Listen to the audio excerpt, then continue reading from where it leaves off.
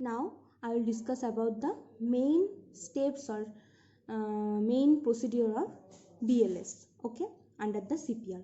So remember the spell CAB.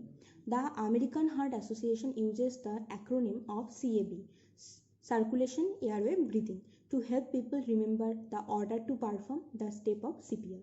तो ये CAB हम लोगों को याद रखना पड़ेगा. अमेरिकन हार्ट एसोसिएशन ये एक्रोनिम को बोला है, जिससे हम लोगों का जो CPR करने में स्टेप्स है वो परफॉर्म करने में और रिमेंबर करने में हम लोग को आसानी होगा. CPR इज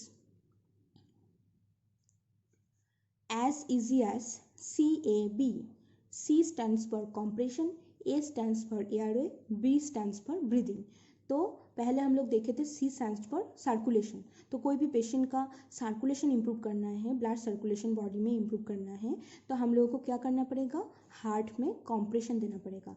तो push heart and first on the centre of the victim chest. तो हम लोगों को पेशेंट को कॉम्प्रेशन देना है, चेस्ट कॉम्प्रेशन. तो पेशेंट को विक्टिम्स का जो चेस्ट है, सेंटर ऑफ द चेस्ट है, वहाँ पे कॉम्प्रेशन देना है. एयरवे, तो बहुत सारे कंडीशन में एयरवे ऑब्स्ट्रक्ट होने की वजह से क्या होता है,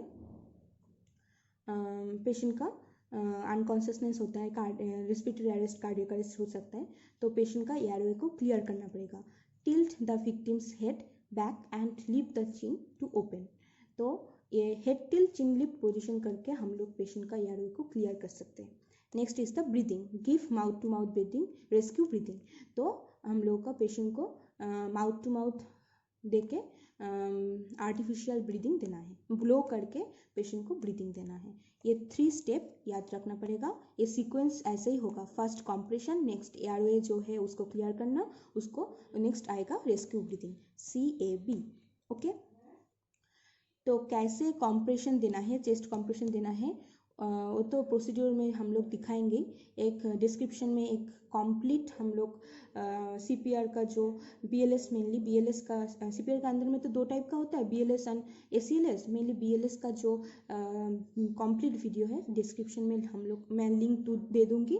प्लीज़ वो कम्प्लीटली देख लेना, जिससे तुम लोगों का पूरा कॉन्सेप्ट ही क्लियर हो जाएगा.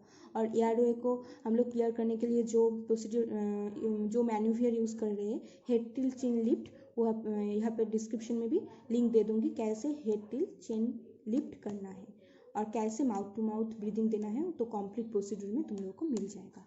ठीक है. Now I will discuss about the first thing which is chest compression और कार्डियक मैसाज.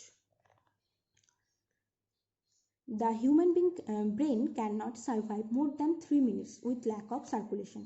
ह्यूमन का जो ब्रेन है वो 3 मिनट से ज़्यादा ऑक्सीजन सप्लाई ब्रेन में नहीं होगा और ब्लड सप्लाई नहीं होगा तो सर्वाइव नहीं कर पाता है, और ब्रेन सेल और टिश्यू डैमेज हो जाता है. So cardiac chest compression must be started immediately for any patient with absent central pulsation. तो कोई भी पेशेंट का central pulsation means carotid and femoral artery में कोई पल्स फेल नहीं कर पा रहे हो, जब तुम देखा 10 सेकेंड हो गया है, 10 सेकेंड चेक करना है, पल्सेशन नहीं मिला, तो एज सून एज पॉसिबल तुमको चेस्ट कॉम्प्रेशन स्टार्ट करना होगा. ठीक है. कोई भी टाइम वेस्ट नहीं करना है. इमरजेंसी मैनेजमेंट है, हम लोगों के पास टाइम वेस्ट करने का लिए टाइम नहीं है. जितना जल्दी हम लोग प्रोसीड्योर अप्लाई करेंगे पेशेंट के ऊपर, उतना हो सके पेशेंट का लाइफ हम लोग सेव कर पाए. ठीक है. Next is the technique of chest compression, means कैसे चेस्ट कंप्रेशन देना है. Patient must be placed on the hard surface. Patient को एक हार्ड सरफेस में सुपाइन पोजीशन में लेटाना है. उसके बाद the palm of the one hand is placed in the concavity of the lower half of the sternum or 2 fingers above the xiphoid process. Avoid xipho-sternal junction which may cause fracture or injury. तो एक हाथ से palm को कहाँ पे रखना है, स्टार्नम जिफाइड process जहाँ पे है वहाँ से 2 फिंगर्स ऊपर में, बट जिफी-स्टर्नल जो जंक्शन है वहाँ पे नहीं रखना है, जिससे क्या हो सकता है, फ्रैक्चर और इंजुरी हो सकता है. The other hand is placed over the hand on the sternum. तो जो हैंड हम लोग स्टार्नम के ऊपर रखे हैं उसके ऊपर से अदर हैंड भी रखना है, इंटरलॉक करके रखना है. Shoulders should be positioned directly over the hands with the elbows locked straight and arm extended. Use your upper body weight to compress. ऐसा बॉडी का पोस्चर होगा, सब कुछ स्ट्रेट रहेगा, एल्बो स्ट्रेट रहेगा, लॉक रहेगा और आर्म एक्सटेंडेड रहेगा, जिससे वो चेस्ट के ऊपर तुम जब कंप्रेस करोगे तब तुम्हारा अपर बॉडी का होल वेट वो कंप्रेशन में आ जाए। Next, sternum must be depressed at least 5 cm in adults and 2 to 4 cm in children, 1 to 2 cm in infant। जो sternum है वो उसको कहाँ पे कितना डिप्रेस करना है, जहाँ पे हम लोग चेस्ट कंप्रेशन दे रहे हैं उसको कितना डिप्रेस करना है 5 सेंटीमीटर एडल्ट्स के लिए।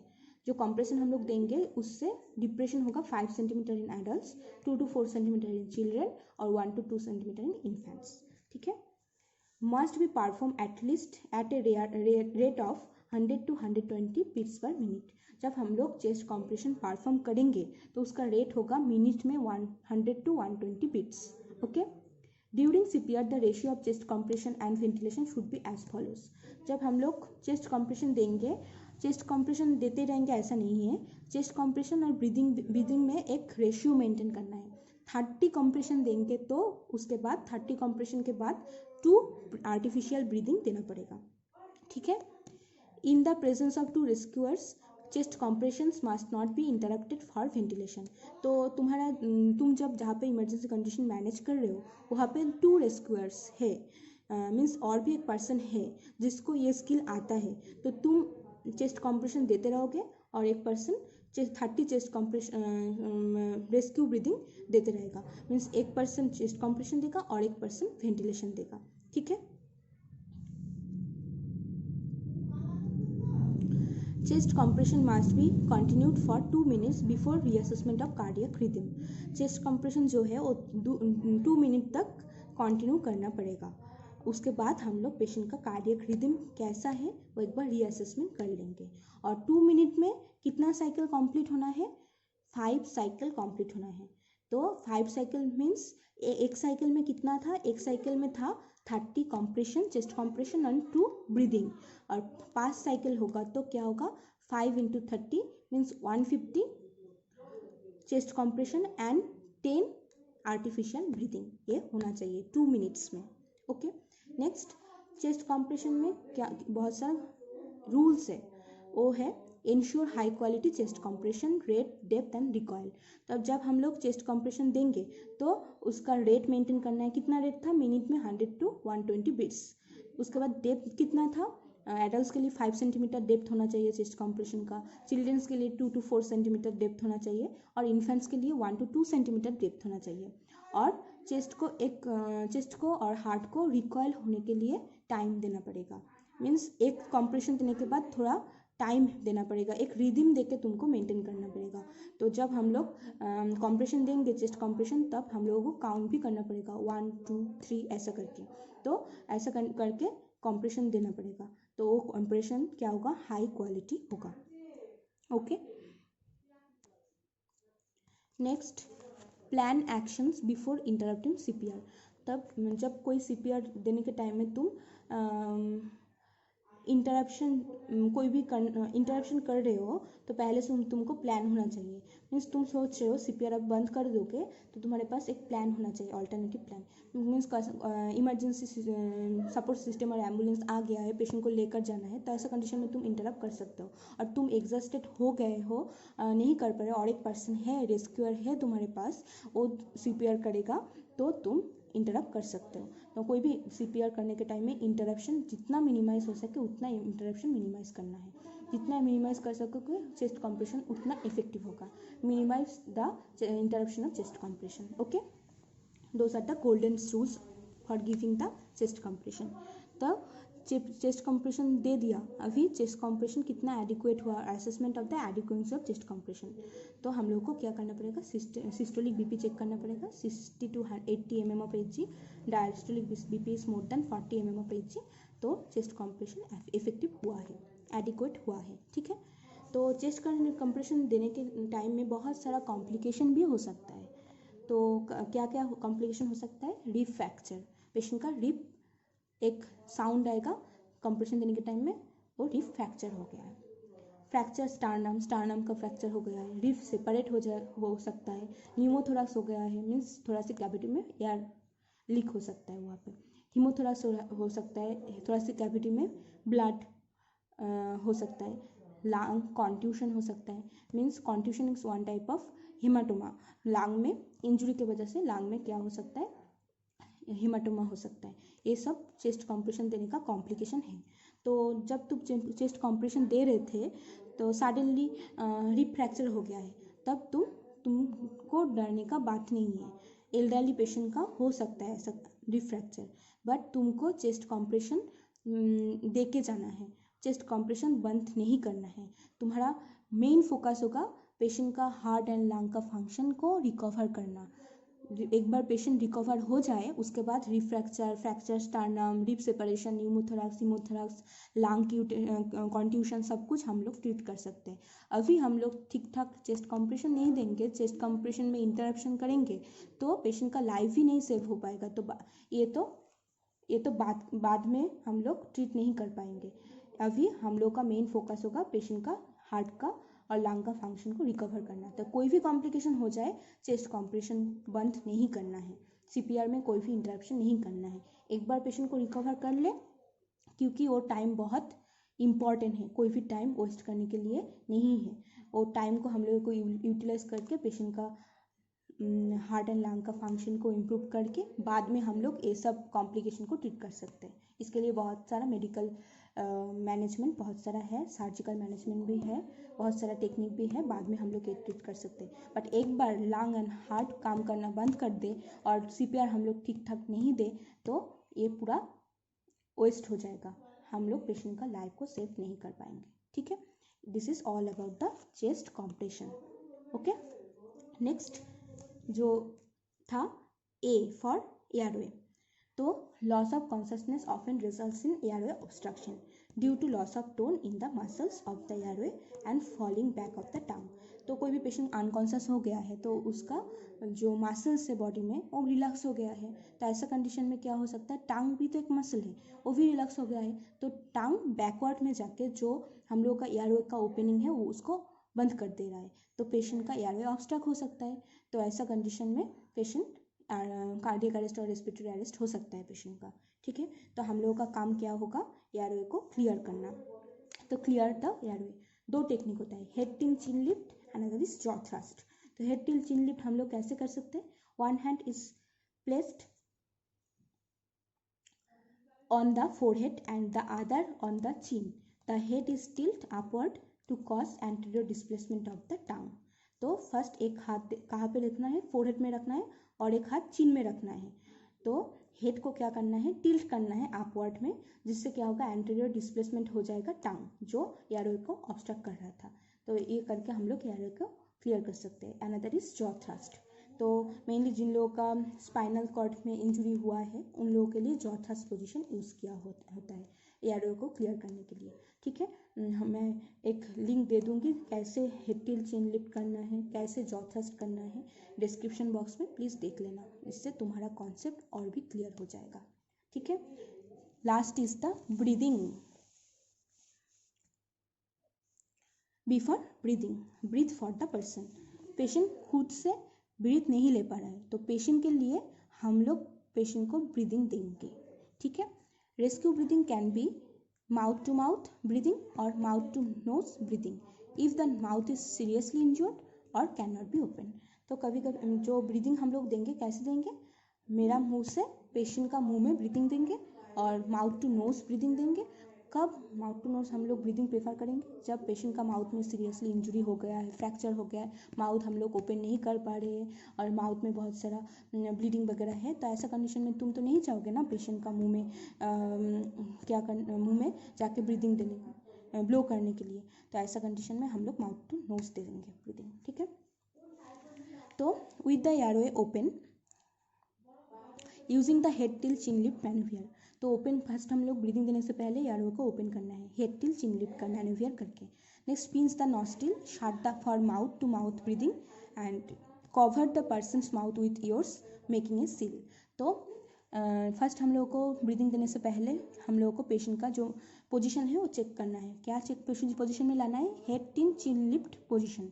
इसमें एयरवे क्लियर हो गया। उसके बाद तुम पिंच करके पेशेंट का नॉस्ट्रिल को बंद कर दे रहे हो, क्योंकि जब तुम मुंह से पेशेंट का मुंह में ब्रीदिंग दे रहे हो और ब्लो कर रहे हो, एयर दे रहे हो, ऐसे टाइम में क्या होगा, नोज से तो एयर चला आएगा क्योंकि उसका लंग काम नहीं कर रहा है, तो नॉस्ट्रिल को बंद कर देना है। उसके बाद तुम्हारा मुंह से उसका मुंह में सील बना के उसके बाद पेशेंट को ब्रीदिंग देना है। और ऐसा कंडीशन में तुम पेशेंट का मुंह के साथ तुम्हारा मुंह का डायरेक्ट कंटामिनेशन नहीं हो, इसलिए हैंड कर्चीफ यूज़ कर सकते हो। इसके लिए हैंड कर्चीफ जो होगा वो कॉटन का होगा और थीन होगा, और बड़ा वाला टावल और टावल का हैंड कर्चीफ नहीं यूज़ करने के लिए यहाँ पे नहीं यूज़ कर पाओगे, क्योंकि मोटा वाला हैंड कर्चीफ यूज़ करोगे तो तुम जो ब्लो कर रही हो पेशेंट का मुंह में नहीं जा पाएगा। तो एक पतला वाला कॉटन का, पूरा कॉटन का एक हैंड कर्चीफ पेशेंट का मुंह में रख लो।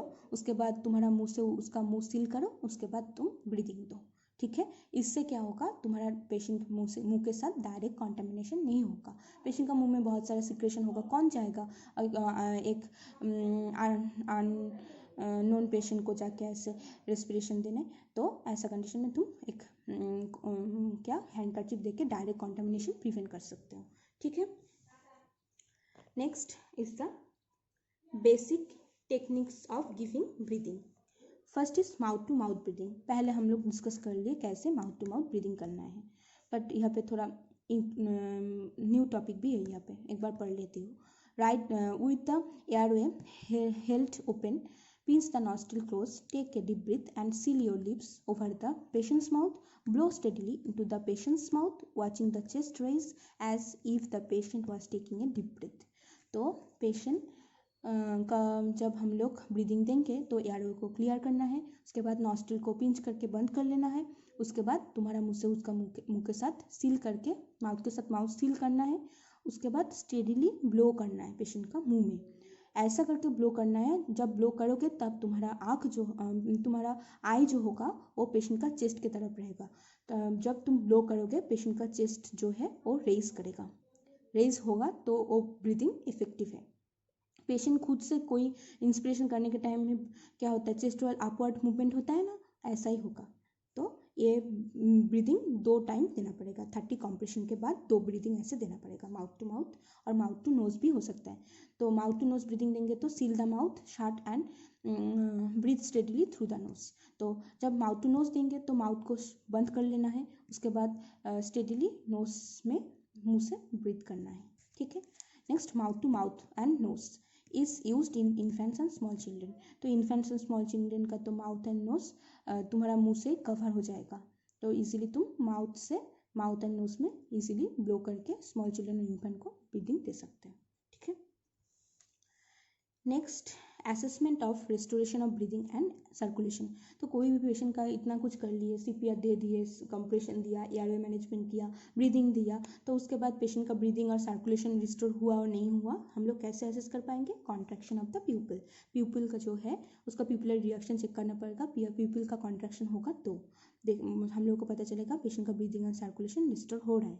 Improve colour of the skin. Skin में इतना टाइम तक ब्लड सर्कुलेशन नहीं था, क्योंकि हार्ट नहीं काम कर रहा था, हार्ट कोई ब्लड पंप नहीं कर रहा था, तो स्किन में भी तो ब्लड सप्लाई नहीं हो रहा था, तो स्किन का कलर भी इम्प्रूव होगा, ठीक है, नॉर्मल की तरह होगा।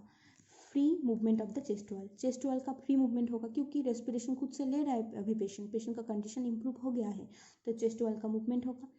Swallowing attempt. पेशेंट स्वालो करने के लिए टाइम में जब हम लोग का एक नेक में एक मूवमेंट होता है ना, ऐसा मूवमेंट पेशेंट का दिखेगा। Struggling movement. पेशेंट का स्ट्रगल कंडीशन में रिकवर करने के लिए जो मूवमेंट होता है और वो भी दिखेगा। नेक्स्ट रिटर्न ऑफ और स्ट्रॉन्ग पल्स। पेशेंट का पल्स जो है वो रिटर्न आ रहा है, पल्स हम लोग चेक करेंगे तो फेल कर पाएंगे, स्ट्रॉन्ग पल्स फेल कर पाएंगे। स्ट्रगलिंग मूवमेंट्स में पेशेंट का जो टो फिंगर्स वहाँ पे मूवमेंट होगा। तो ये सब देख के हम लोग को पता चलेगा पेशेंट का हार्ट एंड लंग का फंक्शन रिस्टोर हो गया है, पेशेंट का ब्रीदिंग एंड सर्कुलेशन रिस्टोर हो गया है, ठीक है। Next I will discuss about when to terminate the BLS। जो BLS हर बेसिक लाइफ सपोर्ट हम लोग दे रहे थे वो कब टर्मिनेट करना है। तो हम लोग जो BLS तो सबको पता है BLS कहाँ पे दे रहे थे हम लोग, नॉन मेडिकल सेटिंग में, रास्ता में और जहाँ पे इमरजेंसी सिचुएशन हो गया है वहाँ पे। कोई भी मेडिकल सेटिंग में हम लोग BLS नहीं देंगे। मेडिकल सेटिंग में होगा तो एकदम में एडवांस लाइफ सपोर्ट देंगे पेशेंट को, ठीक है। तो BLS जो है हम लोग कब बंद करेंगे करना, तो कितना टाइम तक पेशेंट को CPR देते रहेंगे BLS में। तो एक तो स्पेसिफिकेशन होना चाहिए, first pulse and respiration return, patient का पल्स एंड रेस्पिरेशन रिटर्न आ गया है तो BLS बंद कर देना है, मीन्स चेस्ट कॉम्प्रेशन और आर्टिफिशियल ब्रीदिंग देना बंद कर देना है। इमरजेंसी मेडिकल हेल्प अराइव्स, तुम जो इमरजेंसी मेडिकल हेल्प के लिए फ़ोन किए थे एम्बुलेंस वगैरह को, तो वो भी आ गया है, अभी पेशेंट को हॉस्पिटल में लेकर जाएगा, तो तुम्हारा अभी BLS देने का ज़रूरत नहीं है, ठीक है। Next, physician declare patient is deceased, physician बोल दे रहा है पेशेंट डेथ हो गया है, अनफॉर्चुनेटली पेशेंट का डेथ हो गया है, तो ऐसा कंडीशन में तुमको BLS नहीं देना है, वो चेस्ट कॉम्प्रेशन और रेस्पिरेशन बंद कर देना। In a non-health setting, another indication to stop BLS would be that the rescuer was exhausted and physically unable to continue to perform BLS. तो हम लोग जो BLS हम लोग दे रहे थे non medical setting, non health setting में दे रहे थे, तो और भी एक कंडीशन है जिसमें तुम BLS बंद कर सकते हो, वो है जो पर्सन और रेस्क्यूअर जो BLS और चेस्ट कॉम्प्रेशन और एंड आर्टिफिशियल ब्रीदिंग दे रहा था वो एग्जॉस्टेड हो गया है, वो फैटिग हो गया है, वो और नहीं दे पा रहा है, फिजिकली अनेबल हो रहा है, वो और भी BLS परफॉर्म नहीं कर पा रहा है, तो खुद का सेफ्टी पहले है, और किसी को बचाने के चक्कर में तुम्हारा खुद का हेल्थ खराब हो जाए ये नहीं है, तो तुम खुद फैटिक हो गए हो, तुमसे और भी नहीं हो पा रहा है, फिजिकली अनेबल और अनफिट हो गए हो, BLS नहीं परफॉर्म कर पा रहे हो, तो ऐसा कंडीशन में तुम BLS बंद कर सकते हो, ठीक है।